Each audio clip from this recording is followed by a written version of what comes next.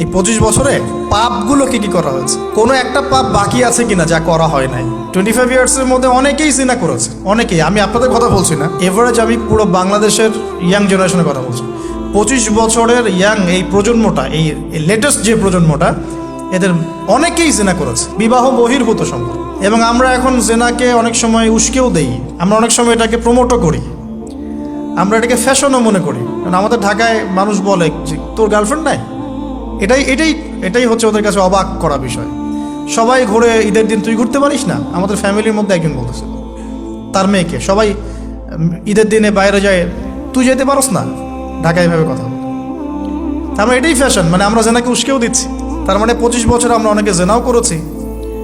মাদকের সাথে সম্পৃক্ত কত পার্সেন্ট ইয়াং জেনারেশন আমাদের দেশে? ক্যালকুলেট করেন, আপনি গুগল করেন, দেখেন কত পার্সেন্ট আমাদের দেশে মাদক সেবন করে।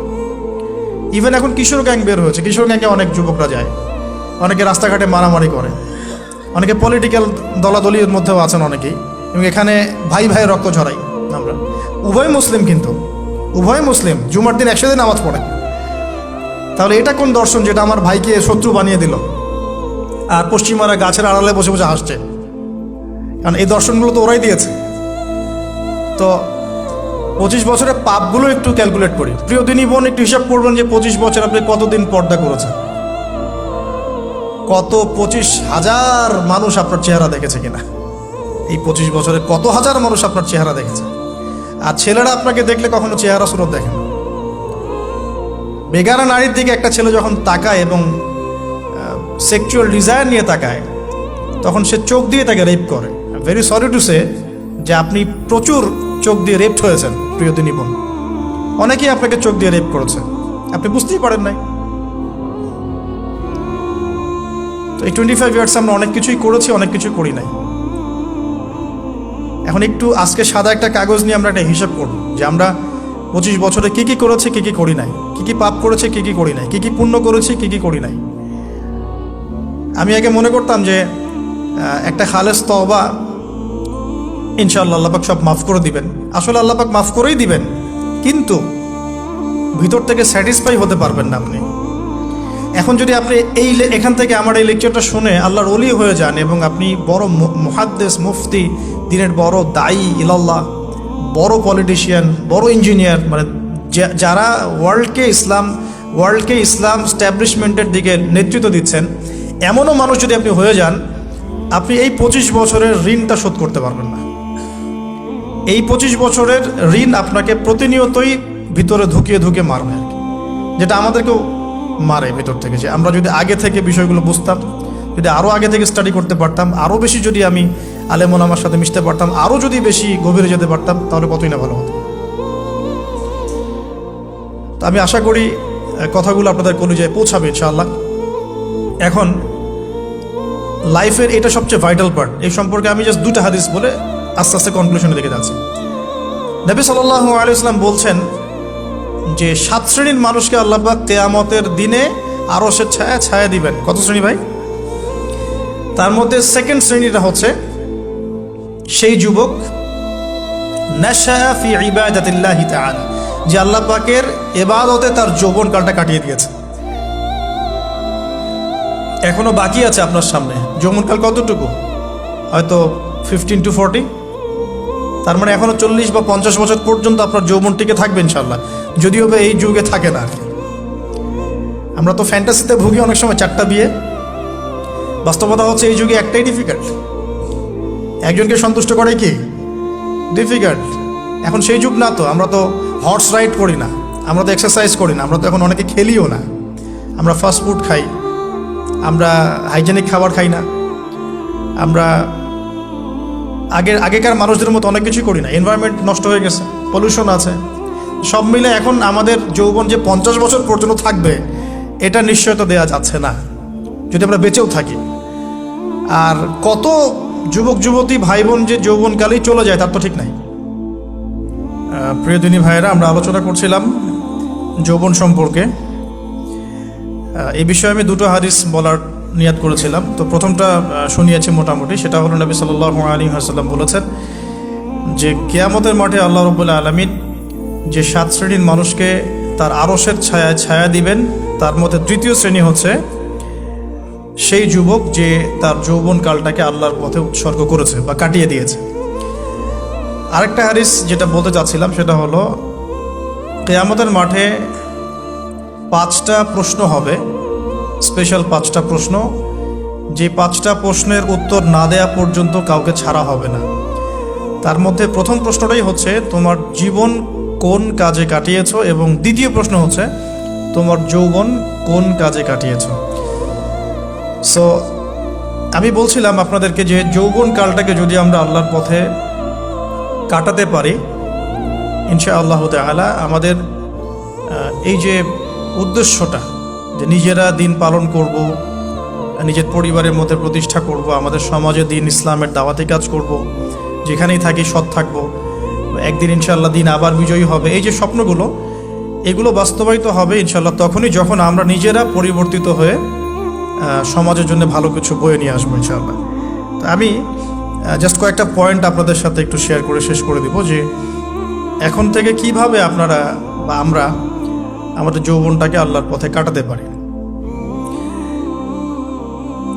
প্রথম যে পয়েন্টটা আমি লিখে নিয়ে এসেছি সেটা হলো, আমি একটু বলেওছিলাম যে আমাদের নিজস্ব খসড়া একটা আমলনামা তৈরি করতে হবে আর কি।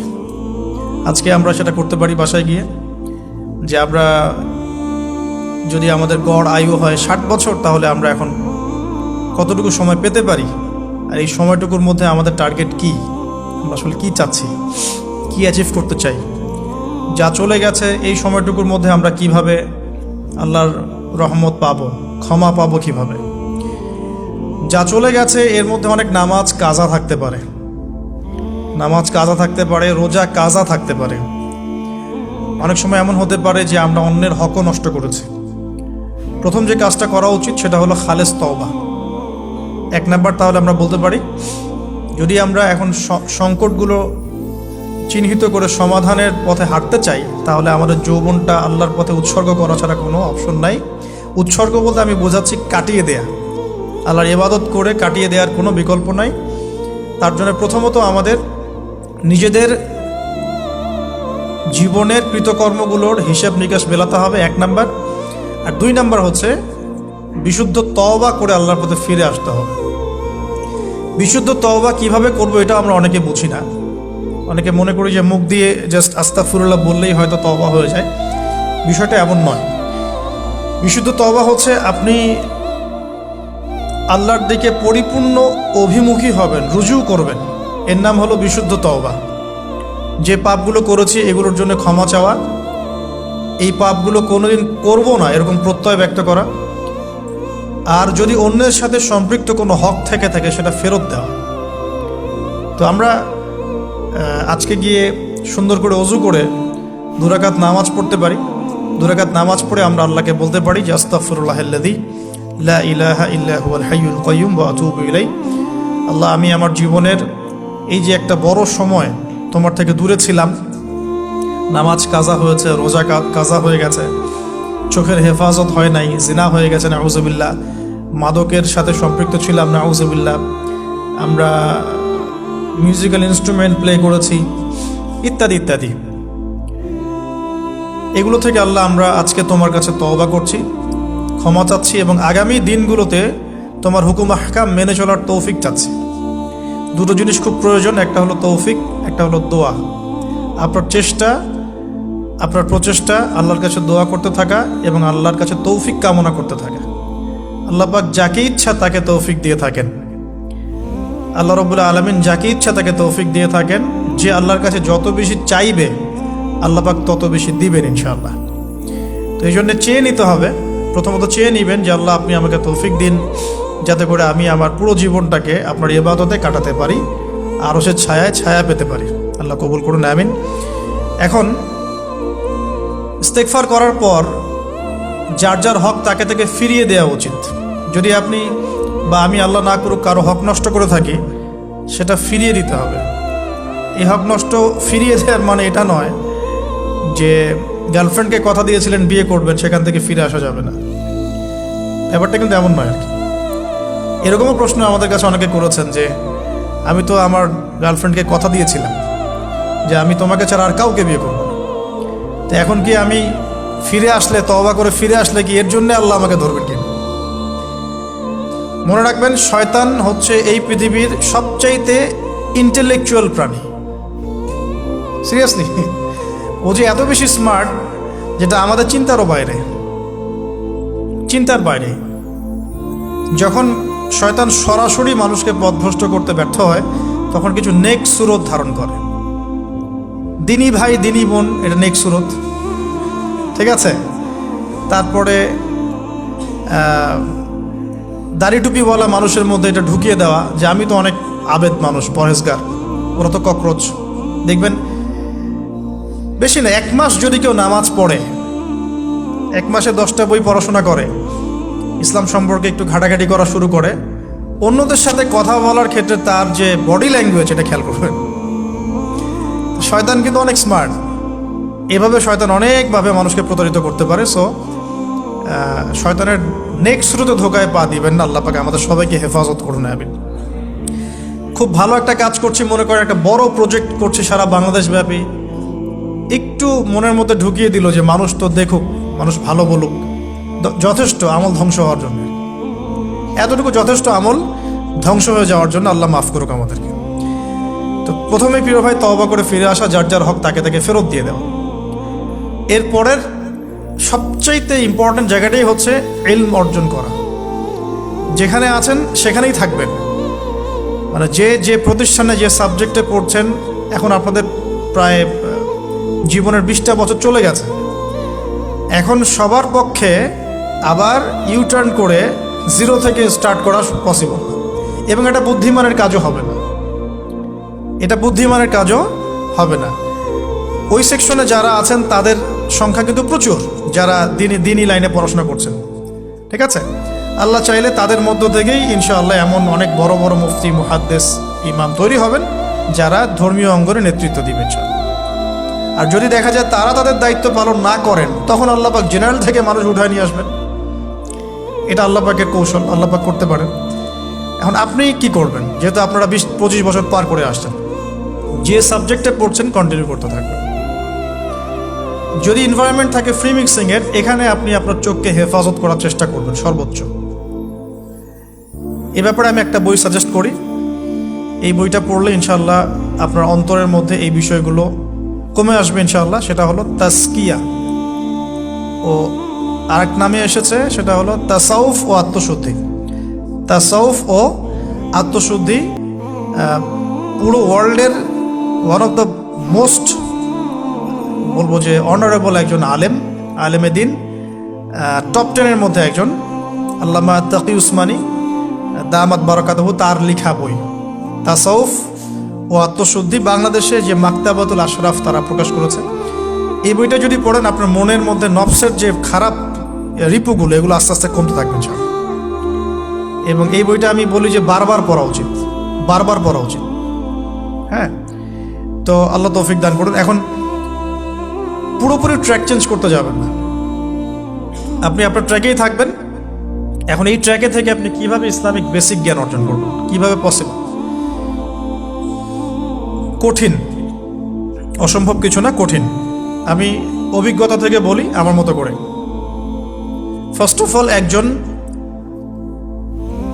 বিজ্ঞ কারি সাহেব, হাফেজে কোরআন বা কারি, প্রাথমিক স্টেজ বলছি, বিজ্ঞ একজন কারি সাহেব বা হাফেজে কোরআন, যার সাথে আপনার ভালো সম্পর্ক বা যাকে আপনি চিনেন, রিনাউন্ড, বা যিনি খুব কোঅপারেটিভ, আপনাকে সময় দেন, টাইম দেন, এরকম কারো কাছে গিয়ে আপনি কোরআন তেলাওয়াত করা শিখবেন আগে। ফার্স্ট অফ অল এটা কাজ, কোরআন তেলাওয়াতটা আগে শিখবেন। আমি তো যে দুঃখ করে বলি, কষ্ট করে বলি, যে আমাদের এই দিনী অঙ্গনে এমন অনেক মানুষ আছে যারা ইভেন কোরআন রিসাইট পর্যন্ত করতে না পেরেও অনেক বড় বড় জায়গায় অভিনয় করেন, দিনিয়াতের অভিনয় করে যান, নিজের সাথে অভিনয় করে যান। অনেক সময় উদ্ধতাবশত বড় বড় আলেমদেরকে বাহাসের জন্য চ্যালেঞ্জ করে থাকেন, অথচ কোরআন তেলাওয়াত শুদ্ধ না। কোরআন তেলাওয়াত শুদ্ধ না মানে নামাজই হচ্ছে না। কোরআন তেলাওয়াত শুদ্ধ না মানে কি? নামাজ হচ্ছে না। কবুল করার মালিক তো আল্লাহ, শর্ত তো এটা। কবুল করার মালিক তো আল্লাহ। আল্লাহ পাক চাইলে কেউ 1 ওয়াক্ত নামাজ না পড়লেও তওবা করে ফিরে আসছে মৌতের আগে, হয়তো আমরা জানি না, আল্লাহ মাফ করে দিয়েছেন, হতে পারে না? এটা তো শর্ত, কোরআন তেলাওয়াত তাজবিদের সাথে শিখতে হবে। তো এখানে যদি একজন আলেম থাকেন, একজন কারি থাকেন, হাফেজ থাকেন, তার কাছে আপনারা ব্যাচ করে পড়লেন, অথবা সে যদি কোনো ইনস্টিটিউট খুলে সেখানে আপনারা একটু সময় দিলেন, বা যারা পড়তে জানেন আবার মস্ক করে নিলেন। ফজরের পর 1 ঘন্টা, সপ্তাহে 3 দিন, 3 মাস এনাফ। ফজরের পর 1 ঘন্টা, সপ্তাহে 3 দিন, আপনার 2 থেকে 3 মাস যথেষ্ট। কোরআন তেলাওয়াত আপনি শিখে ফেলবেন ইনশাআল্লাহ। এটা প্রথম কাজ। এটা না করে পরের কাজগুলো আসলে পসিবল না। এগুলো সব জাতামাতা কাজ হয়ে থাকবে, এগুলো মানে পূর্ণতা পাবে না। প্রথম কাজটাই কোরআন তেলাওয়াত শেখা। এরপরে আপনার অনেকে তাবলিগ জামাতে সময় দেন, সময় দিবেন। অনেকে দেখা যায় যে বাসায় দিনই বই পুস্তক পড়েন, এগুলো পড়বেন, ঠিক আছে। অনেকে হাদিসের বইয়ের যে অনুবাদগুলো হয়েছে এগুলো পড়বেন, সমস্যা নেই। কিন্তু কোরআন তেলাওয়াত অবশ্যই শিখবেন। তারপরে আপনি যদি এখান থেকে বের হওয়ার পরে বা রানিং অবস্থাতেও যদি সময় বের করতে পারেন, তাহলে মাদ্রাসা অঙ্গনের কোনো আলেমের সহবতে গিয়ে আপনি অ্যারাবিক ল্যাঙ্গুয়েজ এবং অ্যারাবিক গ্রামার শিখবেন। ওটা আপনার শেখার লেসন 2, কোরআনের পর এটা শেখার লেসন 2। অ্যারাবিক ব্যাকরণ, অ্যারাবিক গ্রামার এবং অ্যারাবিক ল্যাঙ্গুয়েজ ছাড়া কোরআনের তাফসির, তর্জমা এগুলো বোঝা যায় না। যে যাই বলুক, এটাই ফুল স্টপ কথা। তাফসির আপনি তো বঙ্গানুবাদ দেখে অনেক কিছু বুঝতে পারেন ঠিকই। আল্লাহ পাক বলেছেন সুদ খেও না, জেনার ধার কাছে যেও না, এগুলো কমন মেসেজ, সেগুলো সবাই নিতে পারে। একজন অমুসলিম ভাইও ওইটা যদি বাংলা পড়তে পারে, সেও বুঝতে পারবে কি বলতে যাচ্ছেন আল্লাহ পাক। অ্যারাবিক ল্যাঙ্গুয়েজ, অ্যারাবিক গ্রামারের ভিতরে না ঢুকলে আপনি কোরআনের ভাষাটাকে ধরতে পারবেন না। আল্লাহ পাকের যে মানে ঐশী গ্রন্থের বালাগাত, এটা আপনি বুঝতে পারবেন না। তো এই জন্যে এটা তো সিম্পল এক্সাম্পল। আমরা যদি এখানকার ল্যাঙ্গুয়েজ কি বইগুলোর, ইংরেজি না বাংলা? ইংলিশ। মাশাআল্লাহ, ইংলিশ ল্যাঙ্গুয়েজ যদি না জানতাম, আমি কি এখানে পরীক্ষা অ্যাটেন্ড করতে পারতাম? আমি তো ওই টপিকটাই বুঝবো না, কোন টপিক আলোচনা হচ্ছে, স্যার কি পড়াচ্ছেন। আমার তো ইংরেজি গ্রামারের এবং ইংরেজি ল্যাঙ্গুয়েজটিক আমার কোনো দক্ষতা নাই। তাহলে আমি কীভাবে ওই চ্যাপ্টার 1, চ্যাপ্টার 2, চ্যাপ্টার 3, এই টপিক ওই টপিক কেমন করে বুঝতে পারি? সিমিলার এখানে কোরআনের ক্ষেত্রে যদি আপনি ল্যাঙ্গুয়েজগুলো না জানেন এবং গ্রামারটা না বোঝেন, তাহলে কোন সূরার ভিতরে কি গভীর মর্ম, এগুলো আপনি ধরতে পারবেন। ভাষা একটা অর্থ বুঝতে পারবেন। ভাষা অর্থ পরীক্ষায় পাশ করাতে পারে, কিন্তু A+, গোল্ডেন A+ আনতে পারে না। তা আশা করি আপনি বুঝতে পারছেন যে আমি কী বলতে যাচ্ছি। তো এটার জন্যে এখন এক্সাম্পল বুঝে নেন। এই যে এখানে ইংরেজি ল্যাঙ্গুয়েজ পড়ছেন, ওই ল্যাঙ্গুয়েজের উপরে বেস করে আপনি বইগুলো শেষ করছেন, এটা কি ওস্তাদ ছাড়া করছেন, ওস্তাদ সহ করছেন? টিচার লাগে না? সেম জিনিস কোরআনের ভাষা শিখতে হলেও, গ্রামার শিখতে হলেও এরকম কিছু ওলামায়ে কেরাম আপনাকে খুঁজে বের করতে হবে। এখন ওলামায়ে কেরামরা কিন্তু অনেক ব্যস্ত, অনেকের অনেক কাজ থাকে, অনেকের মাদ্রাসা থাকে, অনেকের দিদি খেদমত থাকে। এর মধ্যেও আল্লাহর কাছে দোয়া করতে থাকেন, ইনশাল্লাহ আপনাকে আপনার ওস্তাদ আল্লাহ পাঠিয়ে দিবেন ইনশাল্লাহ। আল্লাহ পাক কাউকে ওস্তাদ ছাড়া রাখবেন না। তো ওস্তাদের কাছে আপনার বিহেভিয়ার কেমন হবে? এখন আপনি টিচারের সাথে যেমন বিহেভিয়ার রাখেন সেরকম তিনি সবক দিবেন, আপনি সেটা বাসায় কভার করবেন, নতুন পড়া নেবেন, আবার পড়া দিবেন। এইভাবে আস্তে আস্তে 4-5টা ক্লাসিক্যাল অ্যারাবিক গ্রামারের বই যদি কভার করতে পারেন, ইনশাআল্লাহ আপনি কোরআনের এই যে আলহামদুলিল্লাহি রাব্বিল আলামিন পড়ছেন, অর্থটা নিজেই বুঝতে পারবেন। হ্যাঁ, যালিকাল কিতাব লা রাইবা ফিহি হুদাল লিল মুত্তাকিন পড়ছেন, আপনি নিজেই বুঝতে পারবেন যে আল্লাহ পাক কী বলছেন। এই যোগ্যতাটা অর্জন না করলে সত্যিকার অর্থে আমরা যে কোরআনিক সমাজ যেটা বলি আর কি বড় গলায়, এটা আসলে বাস্তবায়িত হবে না, তা আমার মত। আর এরপরে আপনি আরও উঁচু লেভেলে যদি পড়তে পারেন, যে পড়াশোনা শেষ, আপনার জব সেকশন নিশ্চিত, আপনার সময় আছে মাশাআল্লাহ, এখন এই সময়ের মধ্যে আপনি চাইলে হাদিসের যে কিতাবগুলো, হাদিসের বেসিক কিতাবগুলো মোতাআলা করতে পারেন। যে কাজটা আমি এখন করছি আর কি, হাদিসের বেসিক কিতাবগুলো আপনি মোতাআলা করতে পারেন। এটার জন্য অ্যারাবিক এবারত পড়ার যোগ্যতা অর্জন করতে হবে। এটা কি জিনিস? এটা হচ্ছে জবর জের পেশ ছাড়া আরবি পড়ার যোগ্যতা। এখন যে কোরআন তেলাওয়াতটা আপনি শিখবেন, সেটা হচ্ছে জবর জের পেশ দেয়া কোরআন আপনি পড়বেন, তাই না? কিন্তু হাদিসের যে বইগুলো আছে, এই বইগুলোর মধ্যে কিন্তু কোনো জবর জের পেশ দেয়া থাকে না। মৌলিক কিতাবের কথা বলছি, মৌলিক যে বইগুলো। অনেকে মনে করেন অনুবাদ করা বইগুলোই মনে হয় মূল বই, এগুলো হচ্ছে ওই বইগুলোর অনুবাদ, আংশিক অনুবাদ, পুরোপুরি অনুবাদ নয়।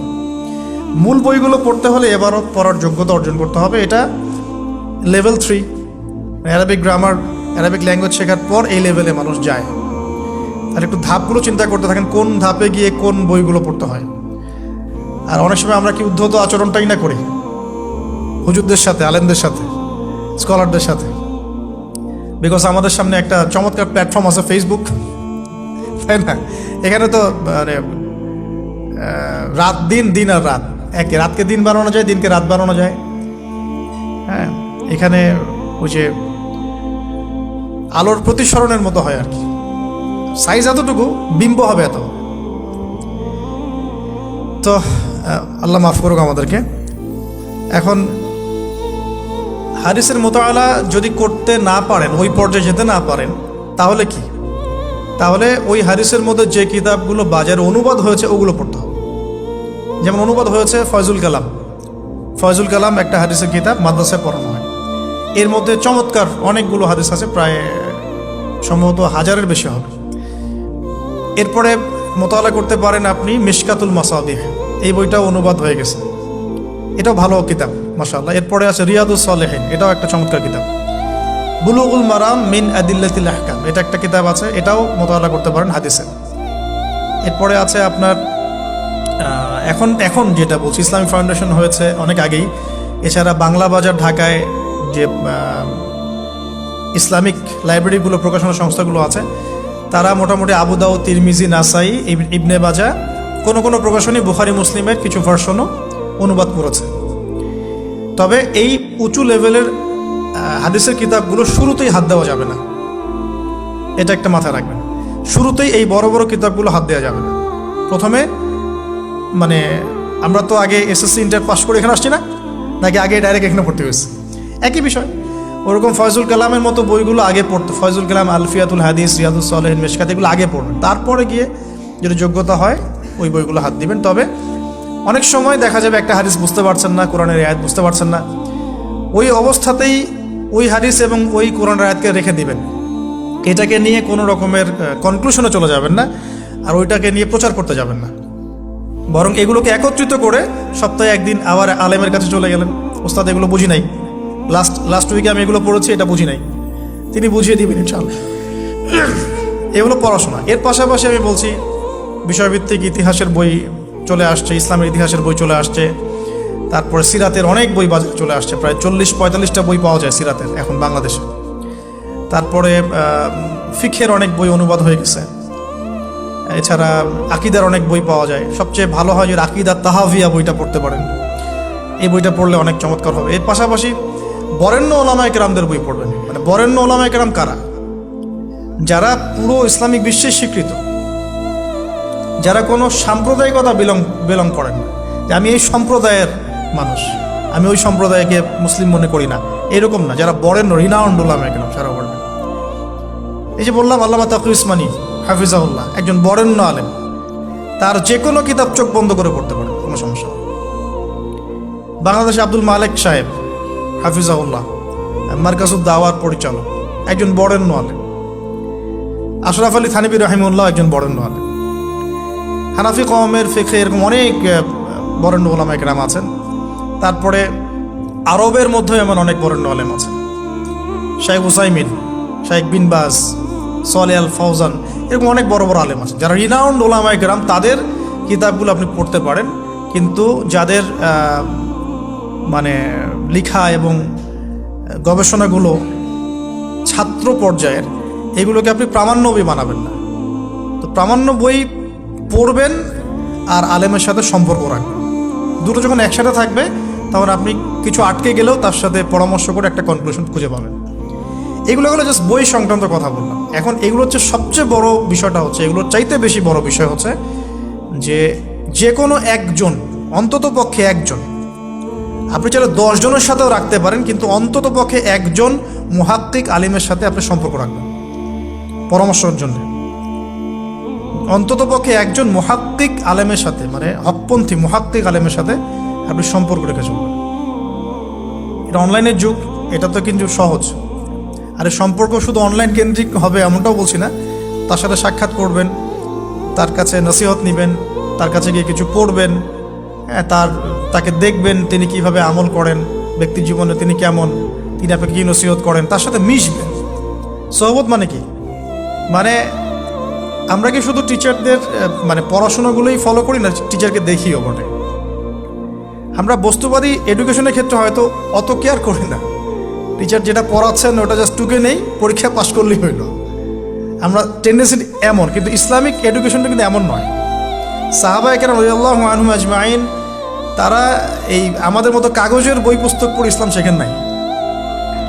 কীভাবে শিখেছেন? তাহলে সরাসরি নবীকে দেখে শিখেছেন। নামাজ পড়তে গিয়েছেন, দেখেছেন নবী কেমন করে নামাজ পড়েন, দেখছেন নবী কেমন করে হাঁটেন, দেখছেন নবী কেমন করে কাপড় পরেন, দেখছেন নবী কেমন করে আতর ইউজ করেন, কেমন করে তিনি হাসেন, কেমন করে মানুষের সাথে মেশেন, হ্যাঁ, কথা বলার সময় কেমন করে মানুষের দিকে তাকান। খুঁটে খুঁটে একটা একটা করে নিয়ে হাদিসের এক একটা অধ্যায় রচিত হয়েছে। নবী কেমন করে তাকান, নবী কেমন করে মেসওয়াক করেন, নবী কেমন করে হাসেন, এগুলো আপনি অধ্যায় পাবেন। ইভেন আপনি অধ্যায় পাবেন নবী কেমন করে চুল আঁচড়ান। তাহলে আপনি দেখেন সাহাবীরা কিভাবে খুঁতে খুঁতে নবীকে দেখেছেন। বলা হয় আব্দুল্লাহ বিন মাসউদ রাদিয়াল্লাহু আনহু সম্পর্কে, তিনি নবীকে এত বেশি কপি করতেন হাঁটা চলা কথাবার্তায় যে নবী সাল্লাল্লাহু আলাইহি ওয়াসাল্লামের পরের যুগের অনেক মানুষ এসে দ্বিধাদ্বন্দ্বে পড়ে যাইতো যে রাসূল সাল্লাল্লাহু আলাইহি ওয়াসাল্লামকে দেখছি নাকি। এমনভাবে কপি করতেন, এমনভাবে। সো এখানে আমি সোহবতের বিষয়টা বোঝাতে যাচ্ছি যে যে কোনো অন্ততপক্ষে একজন মুহাক্কিক আলেমের সাথে সম্পর্ক রাখবেন, অন্তত একজন। আপনি চাইলে 10 জন 20 জন 50 জনের সাথে রাখতে পারেন, অন্ততপক্ষে একজন যাকে দেখে আপনি শিখবেন, আপনার স্টাডিগুলোকে আপনি যেটা সমস্যা ফেস করছেন সেগুলোকে তার সামনে পেশ করতে পারেন। এটা আমি খুঁজে দিব না আপনাদেরকে, নাম বলেও দিব না, আমি কার কার সাথে সম্পর্ক রেখে চলি এটা আমি বলবো না, এটা আপনাকে খুঁজে বের করতে হবে।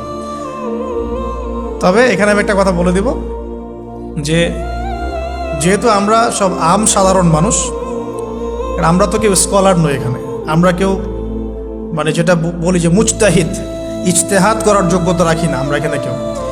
সেক্ষেত্রে অবশ্যই আমাদেরকে পূর্বসূরি ওলামায়ে কেরামদেরকে ফলো করতেই হবে, কারণ কোরআন সুন্নাহ নতুন করে গবেষণা করে আপনি তো সব মাসআলা বের করতে পারবেন না। এই কারণে আমাদেরকে মাযহাব মানতে হয়, এটা খারাপ কিছুই না। এটা নিয়ে অনেক কথা সমাজে এখন শুনি, দেখি, দরকার নাই, আমরা লা মাযহাবি, আমরা এইটা আমরা সেইটা। এগুলো আসলে বোগাস কথাবার্তা এবং সমাজ বিভক্তকরণের মূল হাতিয়ার এগুলো হয়ে গেছে। সমাজের ইউনিটি নষ্ট করবেন কেন? কোরআন এবং সুন্নাহ আল্লাহ ফলো করতে বলেছেন, দ্যাটস অল। কোরআন সুন্নাহ আপনি কি এখন আমি যদি আপনাকে কোরআন এই যে দিলাম, নেন কোরআন, নেন তাফসির ইবনে কাসির, নেন তাফসির জালালাইন, নেন আপনি তাফসিরে মারিফুল কোরআন, নেন এইটা, এই যে বুখারী নেন, মুসলিম নেন, তিরমিজি, আবু দাউদ, নাসাই সব নিয়ে নেন। এখন আপনি কি গবেষণা করে সব মাসআলা আমাকে দিতে পারবেন? ইম্পসিবল, আমার পক্ষে এখন ইম্পসিবল। তাহলে এগুলো যারা গবেষণা আগে করেছেন তাদের কিতাব তো আমাদেরকে পড়তে হচ্ছে। এটাই হলো তাদের মত নেয়া, তাদের মত অনুযায়ী পথ চলা। তো এই জিনিসগুলো নিয়ে যারা বাড়াবাড়ি করছে এটা খুবই দুঃখজনক। যে অবশ্যই কোরআন সুন্নাহকে ফলো করতে হলে আমাদেরকে হকপন্থী উলামায়ে কেরামের সোহবতে যেতেই হবে, তাদের বইপত্র, লেকচার, তাদের নসিহত, তাদের ফিকহের কিতাব এগুলো আমাদের ঘাটতে হবে। আদারওয়াইজ আমরা সরাসরি কোরআন সুন্নাহর দাবি করলেও মানতে পারবো না, সরাসরি কোরআন সুন্নাহ মানিয়ে দাবি করলেও মানতে পারবো না, বিকজ আমি তো কোরআন সুন্নাহর সব জ্ঞান রাখি না। ক্রিপ্টোকারেন্সি হালাল না হারাম আমি যদি আপনাকে এখন প্রশ্ন থ্রো করে দেই, নেন সব বই দিয়ে দিলাম কোরআন সুন্নাহর, আপনি কি ঘেটে আমাকে অ্যান্সার দিতে পারবেন? তাহলে এটা ঘাটবে কারা? যারা এটা ঘাটার যোগ্যতা রাখে। তারা ঘেটে যখন একটা প্যানেল করে একটা ফতোয়া যখন আসবে যে না এটাই, তখন আমরা সেটাকে ফলো করব। That's all. এই জিনিসটা রাসূল সাল্লাল্লাহু আলাইহি ওয়াসাল্লামের যুগেও ছিল, সাহাবীদের যুগেও ছিল, তাবেঈনদের যুগেও ছিল, এটা আস্তে আস্তে চলে আসছে এই পর্যন্ত। তো এখানে ক্লাসিক্যাল যে ইসলাম চলছে এখানে থাকলে আপনার বিভ্রান্ত হওয়ার কোনো চান্স নাই। কিন্তু এর আশপাশে ব্যাঙের ছাতার মতো অনেক মতাদর্শ এসেছে এখন, নতুন নতুন অনেক। এগুলোতে পা দিলে নেক্সট শুরুতে ধোকা খাবেন শয়তানের মতো। ওই যে বললাম শয়তান নেক্সট শুরুতে ধোকা দেয়, মনে হবে যে আমি তো সরাসরি কোরআন সুন্নাহ ফলো করি। আদতে আপনি কোরআন সুন্নাহই ফলো করছেন, আদতে আপনি কোরআন সুন্নাহর কিছুই ফলো করতে পারবেন না, বা ফলো করলেও আংশিক পারবেন, আংশিকটা পারবেন না। একটা মাসআলা মনে করেন, একটু বলেন এই জায়গায়, একটা মাসআলা মনে করেন এসেছে যে আমরা বর্তমান অর্থ ব্যবস্থায় বর্তমান অর্থ ব্যবস্থায় আমরা কিভাবে আমাদের ব্যাংকিং সিস্টেমটা সাজাবো। ধরেন একটা মাসালা এসেছে, এখন এই বিষয়ে যদি আমরা ইকোনমিক্সের উপর দক্ষ ওলামায়ে কেরামদের শরণাপন্ন না হই, আমরা কি অ্যান্সার নিতে পারবো? আমি কি পারবো উত্তর দিতে? আপনি কি পারবেন? যে কোরআন এবং সুন্নাহ গবেষণা করেছেন এবং যার কাছে অর্থনীতির জ্ঞান আছে, ওই রকম মহাত্মিক কোনো আলেম আপনাকে বলতে পারবে এখন আমাদের কি করা হবে। এই জিনিসটাই যদি আমরা বাংলাদেশের সংবিধান সম্পর্কে জানতে চাই, আমাদেরকে আইনজীবীর কাছে যেতে হবে। আমরা যদি রোগ নির্ণয় করতে চাই, ডক্টরের কাছে যেতে হবে। এখানকার ইঞ্জিনিয়ারিং যা পড়ানো হয়, আমি কি সেটা বলতে পারবো? তাহলে আমাকে এখানকার স্যারের কাছে যেতে হবে, স্যার এখানকার বিষয়টা কি আমাকে একটু বুঝাই দেন। তখন তিনি তার জ্ঞান থেকে এবং তার জ্ঞানের সোর্স থেকে ঘেটে ঘেটে আমার জন্য কিছু সমাধান বের করে দিবেন, আমি তো সেটা ফলো করব। এই ফলো করা জিনিসটাকে যারা নেগেটিভলি উপস্থাপন করছেন, এটা ঠিক না। এটা একটা উদ্ধত আচরণ হচ্ছে, অহংকার হচ্ছে। এই ফিতনাগুলো থেকেও বেঁচে থাকতে হবে। এই জন্য আমি বললাম অন্তত একজন মুহাক্কিক আলেমকে ধরে বসে থাকবেন। এটা আমি কিন্তু পীর মুরিদি বোঝাচ্ছি না, ঠিক আছে? আমি বোঝাচ্ছি যে আপনি মানুষের সহবতে থাকবেন, পরামর্শ ভিত্তিক, যে কোনো একজন হকপন্থী আলেম। এখন এরপর কি? এরপরে আপনি পড়াশোনা চালিয়ে গেলেন, আলেম আপনার কাছে পরিচিত আছেন, আপনি টাচে আছেন, পড়াশোনা করছেন, কোরআন হাদিস মোতালা করছেন, মাশাআল্লাহ দ্বীনের জ্ঞান অর্জন করছেন। এখন আপনি আপনার সাধ্যমতো দাওয়াতি কাজ করবেন। যতটুকু দাওয়া আপনার দেওয়ার যোগ্যতা আপনি অর্জন করেছেন বা পারছেন, অতটুকু ছোট ছোট করে 5 মিনিট 10 মিনিট, একটা হাদিস 2টা হাদিস, এভাবে মানুষের মধ্যে ইসলামটাকে প্রচার করতে থাকেন ইনশাআল্লাহ। তবে যে বিষয়গুলো নিয়ে সমাজে ইখতিলাফ দ্বন্দ্ব দেখা যায়, এগুলো নিয়ে আপনি কথা বলতে চান, এগুলোর কোনো সমাধান নাই। মানে এগুলো কখনো শেষ হবে এমনটা মনে হচ্ছে না। ইলা ইয়াউমিল কিয়ামা, কিয়ামত পর্যন্ত এগুলো শেষ হবে এমনটা বোঝা যাচ্ছে না। এই জন্য আমরা এখানে আগুন আর উস্কে দেওয়ার দরকার নাই। আপনি আপনার কাছে যেটা ভালো লাগে ওই মানহাজ, ওই মাসাবটা ফলো করতে থাকেন ইনশাআল্লাহ। সাহাবীদের যুগ থেকে এরকম ইখতিলাফ কিন্তু ছিল, তাই বলে কেউ কাউকে তারা এরকম তুই কাফের হয়ে গেছিস এরকম কখনো কথা কেউ বলে নাই, যেটা আমাদের পান থেকে চুন খসলে মানুষ বলে দেয়। এরকম জায়গায় যায় না, এটা তাস্কিয়া নষ্ট হয়ে যাবে, আপনার মনের তাস্কিয়া নষ্ট হয়ে যাবে। এখন এরপরে আপনি বা আমি আমাদের কর্মক্ষেত্রটা সাজাবো। যেহেতু আমাদের এখন মাশাআল্লাহ পড়াশোনা হচ্ছে, আলেমদের সাথে আমরা সম্পর্ক রাখছি, শেষ করছি, একটু ধৈর্য ধরেন। কর্মক্ষেত্রটা আমরা সাজাবো। এখন আপনারা বের হয়ে যাবেন, জবে চলে যাবেন মাশাআল্লাহ। এখানে কি, এখানে এমন একটা বিষয় খুঁজে নেওয়ার চেষ্টা করেন যে আপনার যাতে দুনিয়ার আর্নিংসটাও চলে আসে এবং পরকালেরও কাজ হয়। এক্সাম্পল দিচ্ছি আমি একটা, ধরেন যে আমার 4-5টা মাদ্রাসা আছে, কথার কথা, আমি বিভিন্ন মাদ্রাসায় পড়াই। এখানে কি হচ্ছে, আমি ইলম শিক্ষা দিচ্ছি, আমার নিজের চর্চা থাকছে, আমি সেখান থেকে কিছু হালকা পাতলা কিছু বেতনও পাচ্ছি, আমার পরিবার চলে যাচ্ছে। তো পুরো লাইফের পুরো কাজগুলোই কিন্তু তখন দিন কেন্দ্রিক হয়ে গেল, তাহলে সে বেশি লাভবান হলো।